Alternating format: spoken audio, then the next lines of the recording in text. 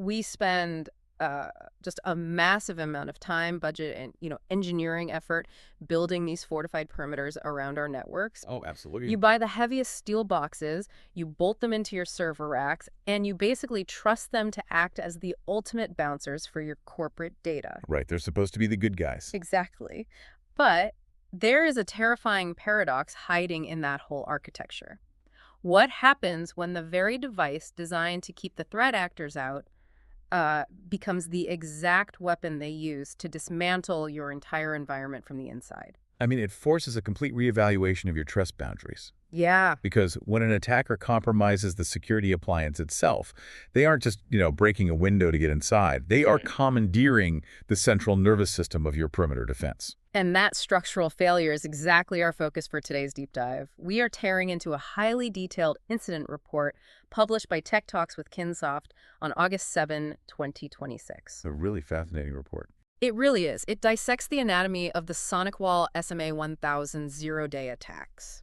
We're going to explore what happens when threat actors don't bother phishing an employee or, guessing passwords. Because they don't have to. Right. They go straight for the VPN gateways sitting right at the front door of thousands of mid-sized enterprises, government agencies, and managed service providers. The overarching reality you have to confront here is that the edge of your network is no longer just a defensive wall.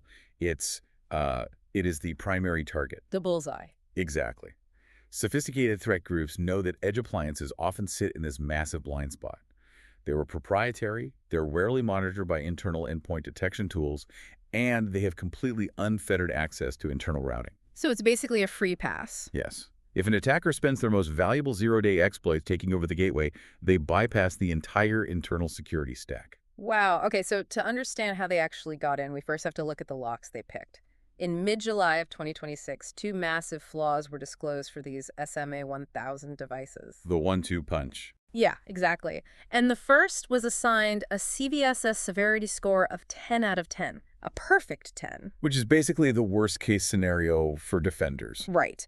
The Kinsoft report details that this bug allowed an unauthenticated remote attacker on the internet to tunnel through the external-facing interface and interact directly with internal services that were meant only for the box itself. And just to clarify for everyone, a CVSS 10 means no authentication required, no user interaction, and low complexity. You just walk right in. Pretty much. Yeah. The attacker just sends a specially crafted packet to the public IP address, and the appliance's own authentication broker gets confused.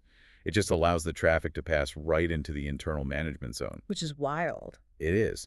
But finding a way into the management zone is only the initial foothold. I mean, it gives you an audience with the internal services, but it doesn't automatically grant you administrative execution. You need a second stage. Right. Which brings us to the second bug, the path traversal vulnerability in the appliance's internal update mechanism. So we have this internal daemon designed strictly to handle firmware updates. And because of the path traversal, an attacker who already bypassed the external interface using that first bug can now send a payload to this update service. And instead of supplying a valid firmware file, they manipulate the file path, right? Stepping out of the restricted update directory and writing arbitrary files directly into the core system directory. that combination is just devastating. The update mechanism runs with root privileges because, it needs to overwrite system files to apply patches. Right. It needs that deep access. Exactly. So by feeding it a manipulated path, the attacker forces a root-level process to execute their arbitrary code. They chain an unauthenticated bypass with a local privilege escalation. Resulting in complete remote control of the appliance. Total takeover, yes. I mean, if we visualize this mechanically, it's like an attacker finding a secret, unguarded tunnel into a bank lobby. That's the first bug. Okay, I like that. And from there, they realize the elevator leading down to the vault has no security code. The maintenance terminal just doesn't validate the commands being typed into it, so they use it to reprogram the master keycard machine. And that captures the structural failure perfectly.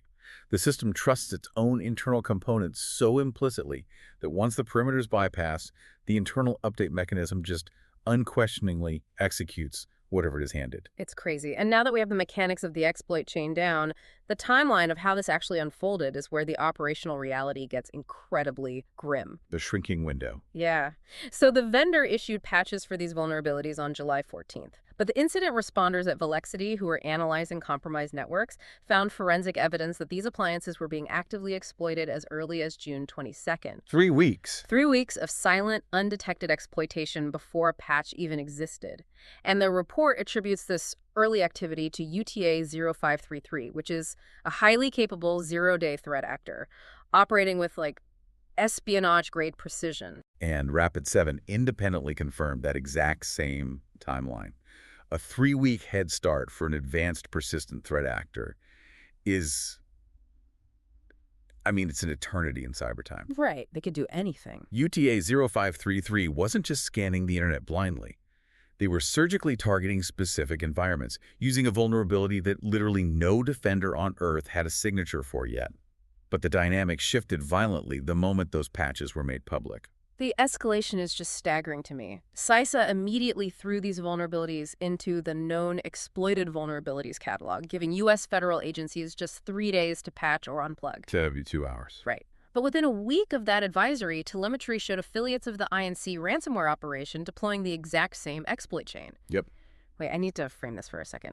So we go from stealthy elite espionage groups quietly siphoning data to smash and grab ransomware gangs detonating the same 0 day across the internet in just a few days. It happens so fast now. How does a financially motivated criminal outfit operationalize a state-level exploit that quickly? It comes down to the modern cybersecurity life cycle, specifically the industrialization of patch diffing.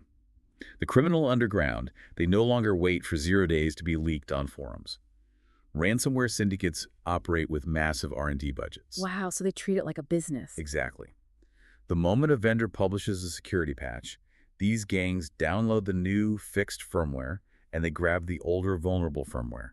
They load both binaries into specialized reverse engineering tools and run a comparative analysis. To see exactly which lines of code the vendor altered. Right. It immediately highlights exactly where the blind spot was. It's like taking an old architectural blueprint of a bank and a newly revised blueprint, slapping them both onto a massive light table, and looking for the one single hallway where the architect just added a new security camera. That is exactly what it is. And once they identify that altered code, they write a functional exploit targeting it. The window between a quiet espionage-grade 0 day and mass commodity criminal exploitation is no longer measured in months or years. It's measured in days, sometimes hours. So if you are managing a network, you don't have the luxury of testing a patch for a week. By the time you read the advisory, the ransomware operators have already weaponized it. You're in a race from minute one. Okay, so let's look at what the attackers were actually doing during those 3 weeks of silent access. The source report calls it a masterclass in modern tradecraft. It really was. They didn't drop standard malware binaries onto the hard drive. They deployed a loader that injected malicious Java components directly into the appliance's legitimate running memory processes. By living entirely within the volatile memory, the RAM, they ensure that any traditional security agent scanning the physical disk is just going to come up clean. It leaves almost nothing behind. Right. The malicious execution is cloaked within the JVM, the Java virtual machine, that the appliance naturally relies on to function. They also set up a web shell for persistence, but they engineered it to be virtually invisible. The report noted it through a fake 404 not found error. Yeah, that was incredibly clever. Right. The attacker manipulated the HTTP headers. The web shell would check the user agent string. If that string didn't contain a very specific fake browser version, the script just played dead. It's a brilliant evasion technique. To any network scanner, it just looks like background internet noise hitting a dead link. And to further cover their tracks, they symlink their logs to DevNull to completely destroy the records. They basically routed the security camera feed straight into an incinerator. The system thinks it's logging an admin login, but the OS is just instantly trashing the data. Exactly. Total blindness for the defenders. But hold on, I need to ask a logical question here. If we know the malware is entirely memory resident, meaning it only exists in the RAM, wouldn't just turning the appliance off and back on again fix the problem, stop the bleeding? It is completely natural instinct to want to pull the plug, yeah. But doing so on an edge device is a massive double-edged sword. Yes, rebooting mid-incident clears the volatile memory and terminates the attacker's active session. But because it's memory resident, pulling the power also instantly vaporizes all the forensic evidence. You completely destroy the only remaining record of how they breached the perimeter, what internal systems they pivoted to, and crucially, what they stole. Ah, so you're flying blind. Exactly. You might apply the patch, think you're secure, and completely miss the fact that they cloned your authentication databases. Which perfectly segues into the absolute gut punch of this entire report, stealing the locks. Once the attackers were invisible inside the system, what were they actually after? They weren't just bypassing security. No, they were stealing it. Rapid7 observed attackers stealing credentials, session databases, and crucially, TOTP seed configurations. The secrets behind the 6-digit MFA codes. Right. For the uninitiated, when you set up an authenticator app on your phone, the server and your device share a mathematical key, the seed.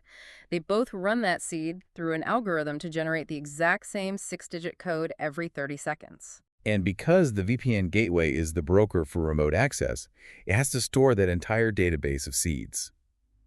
When the attacker extracts that database, the fundamental security guarantee of multi-factor authentication is just totally broken. They didn't just pick the lock, they stole the machine that makes the spare keys. Yes.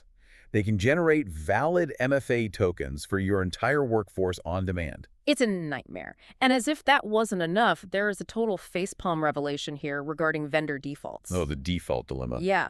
Alongside the 0 days, the appliance actually shipped with an internal database using admin credentials.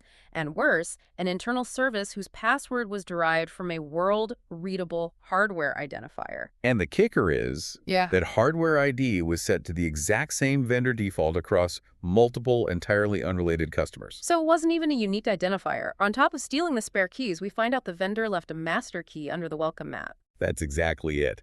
An attacker, knowing the default could likely compromise these boxes without even needing to burn a 0-day exploit at all. Vendor defaults are an entire vulnerability class, hiding inside products we assume are completely secure. It's infuriating. So, with over 900 of these appliances exposed on the internet when the news broke, what did this actually look like for the victims? Because it wasn't the same for everyone. No, it varied wildly. Right. Volexity assessed its attacker had limited success moving laterally, but then Rapid7 and Huntress, who confirmed 7 affected customers, they saw successful domain controller compromises. And that divergence extracts a really critical lesson for everyone. Never generalize from a single incident report. Different victims have different internal defenses, which leads to vastly different outcomes. Okay, so if an organization treats their VPN appliance as implicitly trusted, the attacker just walks from the gateway right to the domain controller. Exactly. But if the network is properly segmented, the attacker gets root on the appliance and finds themselves stranded. They can't route traffic to the sensitive internal subnets. Which brings us to the operational playbook. We've explored the attack, but how do you actually apply this knowledge? The Kinsoft report outlines 4 specific, actionable takeaways. The first one is huge. Patching is not the finish line. Right, because exploitation predated the patch. You must hunt for indicators of compromise, or IOCs. And if you find them, you have to re-image the box completely, rotate every credential, and reset all TOTP tokens across the organization. Because applying a patch over a compromised OS leaves the memory malware intact. Okay, Directive 2. Treat edge appliances as crown jewels. Yes. Most organizations simply can't take a disk or memory capture from an edge device. It's a proprietary black box. You have to learn how to do that forensics work before an incident happens, so you aren't forced to reboot and destroy the evidence. Such a good point.